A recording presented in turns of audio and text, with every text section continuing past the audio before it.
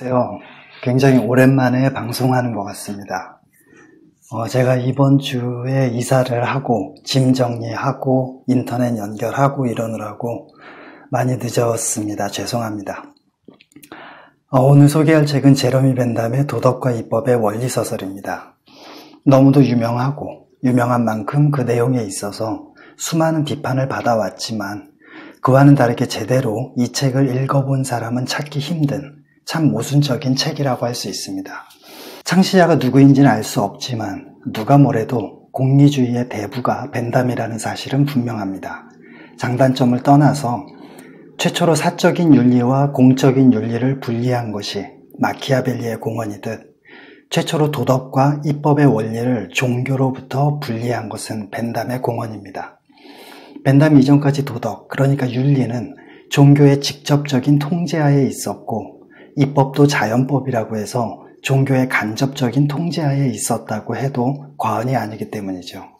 따라서 이 책은 한마디로 인간의 삶을 지배하는 건 쾌락과 고통뿐이라는 선언과 함께 도덕과 이법에 관한 패러다임 자체를 뒤엎은 셈입니다. 변화의 힘이 등장하면 그와 함께 안정의 힘도 등장하는 법. 그래서 이 책이 나오자마자 고귀한 이성의 힘과 자유의지 같은 인간의 존엄성을 짓밟았다며 그런 도덕과 이법의 원리는 돼지에게나 어울리는 것이라며 거센 비난이 쏟아졌습니다. 그런 비난에 벤담은 신경도 쓰지 않았습니다. 처음엔 받아들이기 불편하더라도 길을 인도하는 밤하늘의 북극성 같은 보편적인 원리에 비춰볼 때 틀린 말은 아니라고 생각했기 때문입니다. 그러나 존 스튜어트 밀의 생각은 달랐죠. 밀은 참다 결국 50대 중반에 배부른 돼지보다 배고픈 소크라테스가 낫다라는 유명한 문장이 들어있는 공리주의를 통해서 그간 하고 싶지만 쌓아왔던 말을 합니다. 질적으로 큰 차이가 있는 돼지의 쾌락과 인간의 쾌락을 혼동할 정도로 공리주의자들이 멍청하지는 않다면서 말이죠. 쾌락이라고 다 같은 쾌락이 아니고 이성을 지닌 인간이라면 돼지의 감각적인 쾌락보다는 인간의 정신적인 쾌락을 선택할 거라는 말입니다. 얼핏 멋진 변론처럼 보이지만 벤담이 살아있었다면 밀, 너 왜 그래? 라며 깜짝 놀랐을 겁니다. 밀의 주장은 벤담의 주장과 완전히 다른 것이었으니까요. 벤담은 영혼이나 양심 같은 신적이고 초월적인 어떤 것 또는 이성 같은 지적인 어떤 것도 필요로 하지 않았습니다. 오직 쾌락과 고통을 느낄 수 있는 능력인 감성이면 충분했죠. 그리고 바로 이런 점에서 쾌락과 고통의 총합을 비교하는 윤리적 고려의 대상에 동물도 포함해야 한다는 획기적인 주장이 태어날 수 있었던 거고요. 그렇다고 미리 벤담의 공리주의를 엉뚱하게 해석한 건 절대 아닙니다. 공리주의를 이기주의로 오해하는 사람들에게 공리주의에서 말하는 쾌락과 고통이 무엇인지 정확하게 설명했죠. 그것은 바로 쾌락과 고통은 그 자체로 선과 악이지만 모든 쾌락과 고통이 선과 악은 아니라는 구분입니다.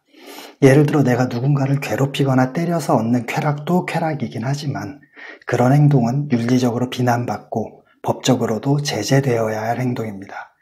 그런 행동으로 인한 나의 쾌락보다 피해자가 느끼는 고통이 더 크기 때문이죠. 다시 말해서 이기주의는 한 개인의 최대 행복만을 추구하는 것이지만 공리주의는 최대 다수의 최대 행복을 추구하는 것이라는 말입니다. 쉬운 듯 어려운 게 공리주의의 내용이자 그에 관한 비판입니다.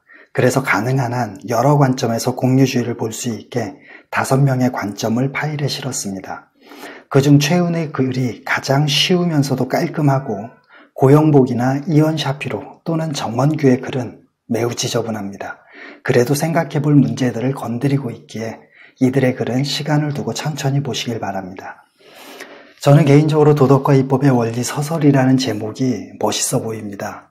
개인적인 범위를 벗어나지 않는 건 전적으로 그 개인의 몫일 뿐 우리가 논의할 문제는 아닙니다. 따라서 우리가 함께 고민하는 도덕, 그러니까 윤리는 공동체 내의 타인들과 얽힌 관계에서 외부적으로 드러나는 부분이고 그것은 결국엔 정치적인 문제로 귀결될 수밖에 없으며 정치의 심장이 곧 입법이기 때문이죠. 여기서의 핵심은 드러나는 부분이라는 표현입니다. 자기의 마음을 언행을 통해 정확하게 드러내지 않으면 하다못해 가족 사이에서나 연인 사이에서조차 오해가 쌓이기 마련입니다. 자기 자신도 자기의 마음을 모르겠는 순간이 얼마나 많습니까? 하물며 타인들과의 관계에서는 말할 것도 없을 테고요. 따라서 우리가 고민하는 윤리의 몸통은 어쩔 수 없이 필요악으로 행위의 결과에 집중할 수밖에 없습니다. 이런 생각에 맞서서 늘 등장하는 것이 벤담처럼 도덕과 입법을 관련지어 생각한 칸트의 의무주의입니다. 윤리 형이상학의 정초에서 언급한 내 의지의 준칙이 언제나 동시에 보편적인 입법의 원리가 될 수 있도록 행동하라라는 거죠. 당신이 타인에게 하고자 하는 행위를 타인이 당신에게 똑같이 해도 괜찮은가? 그렇다면 그것이 바로 도덕과 입법의 원리로 지정되어도 좋다는 겁니다. 칸트가 보기에 도덕과 입법의 원리는 행복을 얻기 위한 수단이 아니라 행복과는 아무 상관없이 인간이라면 무조건, 그러니까 100% 해야만 하는 신과 종교와 양심의 명령인 동시에 삶의 목적입니다. 타협의 여지는 전혀 없죠. 누가 봐도 벤담과 칸트의 주장은 정반대이고 둘 다 장단점이 너무나 뚜렷해서 교집합을 찾기조차 매우 어려워 보입니다. 그래도 살아가려면 어쩔 수 없이 선택해야만 하죠. 그렇다면 둘 중 무엇을 선택하시겠습니까? 무엇을 선택하든 나쁜 선택이 될 겁니다. 질문 자체에 대해 생각해 보지 않았다면 말이죠. 질문 속에 숨어서 그 모습을 드러내지 않고 있는 큰 틀 또는 올가미가 하나 있습니다. 그것은 바로 모든 경우에라는 전제입니다. 모든 양자택일의 문제에 숨어있는 이런 전제가 무서운 이유는 인간의 삶에서는 불가능한 단 하나의 절대적이고 불변하며 보편적인 진리를 가정하기 때문입니다. 이것은 곧 모든 것을 향한 폭력이 될 뿐이죠. 그래서 무엇을 선택하든 나쁜 선택일 수밖에 없습니다. 하지만 모든 양자택일의 문제에 조건이라고 부를 수도 있는 상황을 추가하기만 하면 상당히 좋은 선택으로 탈바꿈합니다. 예를 들어 엄마가 좋아 아빠가 좋아 라는 질문을 생각해 보죠.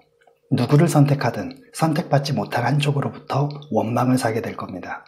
그러나 여기에 상황을 추가해서 남자 중에서는 아빠가 좋고 여자 중에서는 엄마가 좋아 라든가 아니면 용돈 줄 때나 놀 때는 아빠가 좋고 밥 먹어야 할 때나 위로받고 싶을 때는 엄마가 좋아 라고 대답한다면 꽤 훌륭한 대답이 됩니다. 물론 제 의견에 상황윤리라는 꼬리표를 붙이시려는 분들도 있을 겁니다. 하지만 공리주의가 이기주의가 아니듯 상황에 대한 고려는 기회주의가 아님을 분명히 말씀드립니다. 여하튼 결론적으로 개인적인 범위를 벗어나지 않는 모든 행동엔 칸트식 의무주의를 주로 적용하고 타인들과 관련된 공동체의 삶 속에서는 벤담의 공리주의를 주로 적용하는 것이 어떨까 싶습니다. 물론 그 구체적인 사항들에 대해서는 이제부터 또다시 모두가 머리를 맞대고 고민해야겠지만 말이죠. 고생하셨습니다. 다음 시간에는 입법이 왜 그리고 얼마나 중요한지에 관한 루돌프 폰 예링의 권리를 위한 투쟁으로 찾아뵙겠습니다.